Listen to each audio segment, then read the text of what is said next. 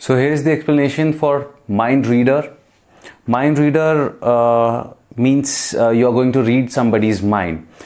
So there's a very wonderful thing. You need to make this gimmick, which I am going to tell you right now. So I always love to perform. I see when you talk about mind reading, I always love to read their minds in the context of something which is very personal to them. So I just simply don't ask them to think of anything. I want them to think of something which is completely relatable, which is completely close to their heart, which they can think, and something which can trigger their emotions. So when their emotions are triggered and you become a part of that emotional experience, then you are going to get maximum reactions, and then you are going to become a true performer, because a true performer not only creates mystery, it also leaves them in an emotional state which they can recall later on and they can talk about. So even though you can use this gimmick for anything, almost any kind of information, but I always use this for, I give this card to them and I say, think of somebody who's very close to you. Maybe you can think of your first crush, you can think of anyone, you can think of your partner, you can think of your child, anybody's name you can think of. So I just offer this card, and this card has a box here. Then I say, think of that person, look at their face in your mind, hear their voice in your mind. I am just trying to connect them with that person. Okay, and when he or she is connected with the person, then I say, now write down that person's name nice and clear in capital and bold letters. Remember, nice and clear in capital and bold letters. This is very important because few people have a very bad handwriting. Sometimes there's just scribble and you will not be able to obtain the information.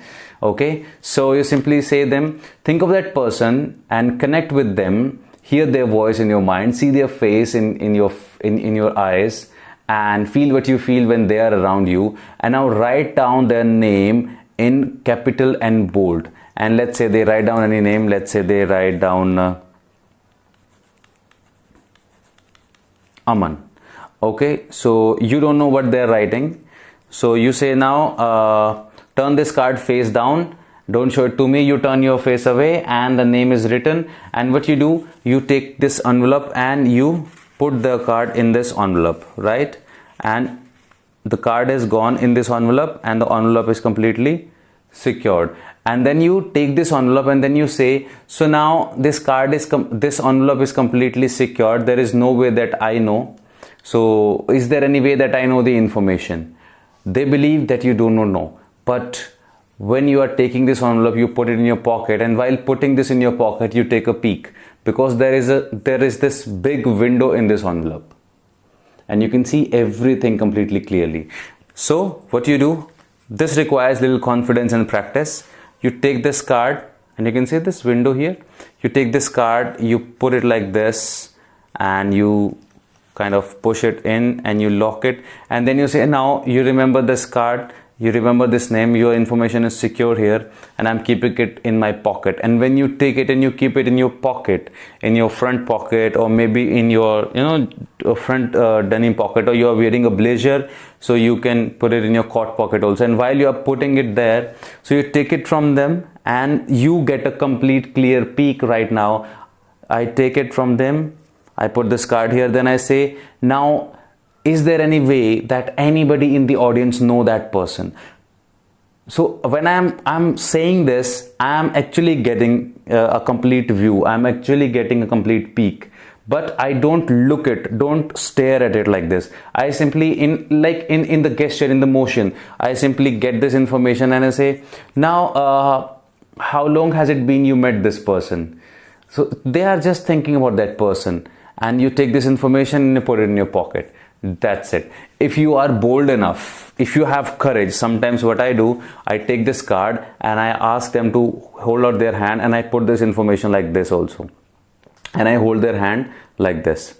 So sometimes you can do this also, but I would not suggest you. It requires a lot of confidence, it requires experience of stage handling and handling audience.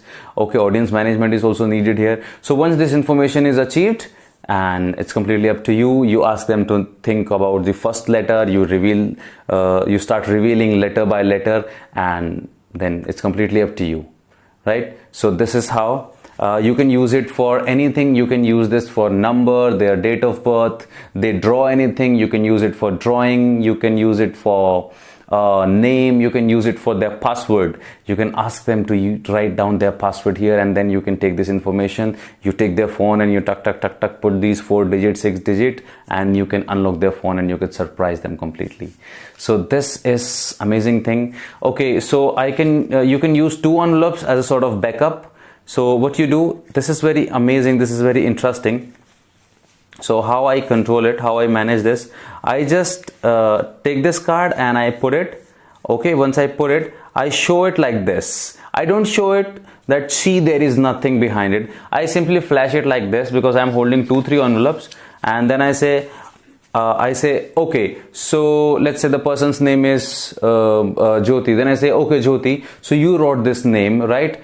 So I just kind of flash it very casually. I say now your information is secure in this envelope, right? So what I do while talking to them, very offbeat, I just cut this card to the bottom, and now I get a complete pic. Then I say, now think about that person, and when she's thinking about the person, in the meanwhile I can take a peek and I put this in my pocket. So you can do this also, and make sure you are standing on the right corner and nobody is behind you. This is little angle sensitive. So this is not about obtaining the information, this is about how you manage this all.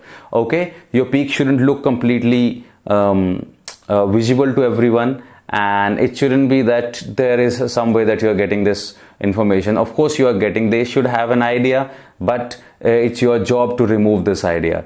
Okay, so take this envelope and cut out a window, and make sure you do it very nicely. And if you are unable to run knife properly, you can take help of someone who can do it for you if you are underage. So don't play with scissor and don't play with knife and blades. Okay, take help of your parents also.